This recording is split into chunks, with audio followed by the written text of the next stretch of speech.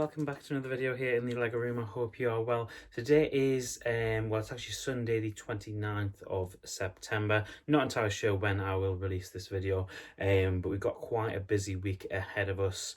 I've got a work project for the next couple of days, and then at the back end of the week, during some time off when I've got some holiday, some vacation, the UCS sail barge is going to be released, and we need to make some room for that arrival. I think it's about 77 centimeters in length from what I've seen. It's going to be huge. It's going to command quite a lot of space in the room. I'm going to have to rejiggle things around. And if you watched the sort of room update video about a month ago, you'll have noticed we still had quite a lot of stuff to do in the room anyway. A lot of things that needed to move, a lot of things that needed to change. And even from the sort of background you can see now, you'll probably notice that there have been some changes already in the room. I'll probably leave those for a sort of room tour video at the very end of the year, but there are some bits that we can improve today, and some things that I do want to get sorted. And we've actually ordered a couple of bits and pieces for the room, so we're going to build those today and actually sort of implement them. Starting with one of these, which is for my brick heads. You can probably tell from the stand what it's going to be. It's a tiered stand, and hopefully it'll house all of the brick heads. I'm not sure if it will be quite sufficient enough for all of them. Hopefully it will be. They're not something I'm hugely prioritizing in terms of this Lego room. It's more about getting the bigger sets placed onto shelves and sort of having them in a nice kind of display fashion, because obviously if you've seen my videos before, you'll know the fact that I actually work from this room quite often as well, so I do like it to look visually quite nice and things that I can sort of find comfort in whilst I'm working. We've also got some perspex shelving that we're going to put into the 16 unit on this side of the room. I think what I'm going to do is have some sort of tiered display. My initial thought for one of them was to have all of the starfighters in sort of nice layout. We'll see how that plays out in the video.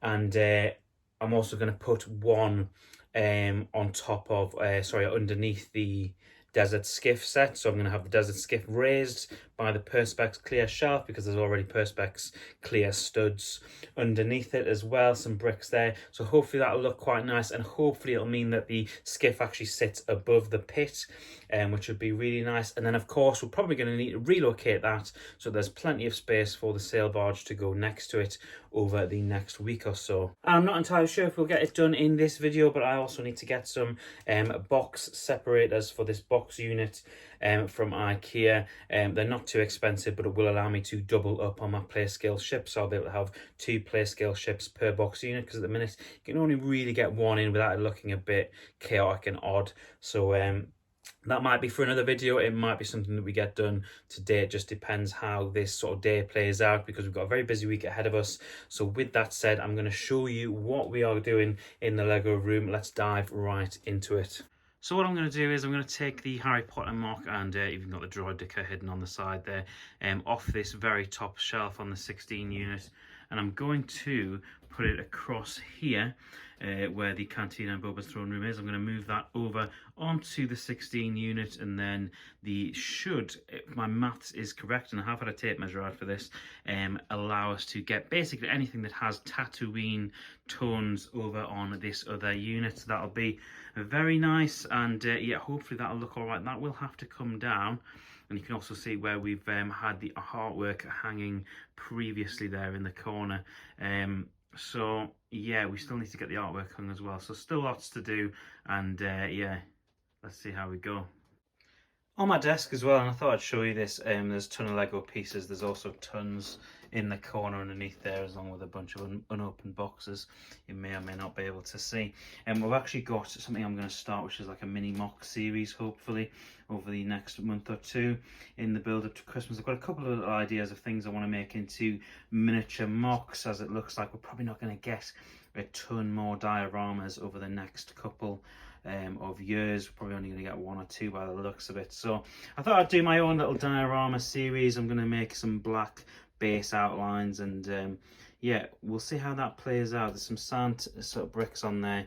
I was just having a little play about with it last night, but I thought it'd be good if we could make some mini diorama sets. Now, my plan was to originally time-lapse the build of this particular Perspex unit, but having opened the box and realising just how easy it is to put together, I thought better of doing a time-lapsed video for you, but I just thought I'd show you the inside of it. They're very easy to put together. Everything just slides into place. My main concern when building this was whether or not this was going to be big enough to house all of the brickheads that I have, and I still have one or two more that can be added to the collection. And here's a little bit of pre-planned before and after footage. There's the before, and as you can see after now, it's slightly darker and more difficult to see on the top shelf there. I've got some that I'm not as bothered about, but once you do come down to eye level, which is what this is in line with, it's in with eye level with my desk, you can see everybody on there, which is really nice, and some of the better figures up front. And as you can see, if you're eagle-eyed, I've given Obi-Wan the high ground over Vader.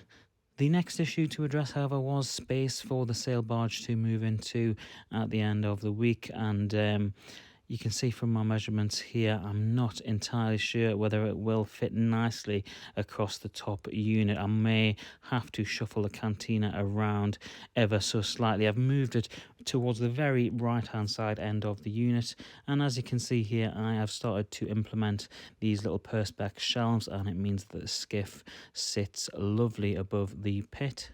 The Perspex shelving is particularly helpful at the moment, particularly while we don't have the box dividing units in the box units at the moment. I'm looking forward to grabbing some of those and getting those to truly divide the ships up, but I've managed to create something of a little bit of a display in some of these boxes. Jedi Starfighters on the left there and some TIEs on the right, just in the meantime until we get some more of those dividers. So that is it for another video here in the Lego room. I hope you have enjoyed this video. Please remember to drop it a like if you have enjoyed the video.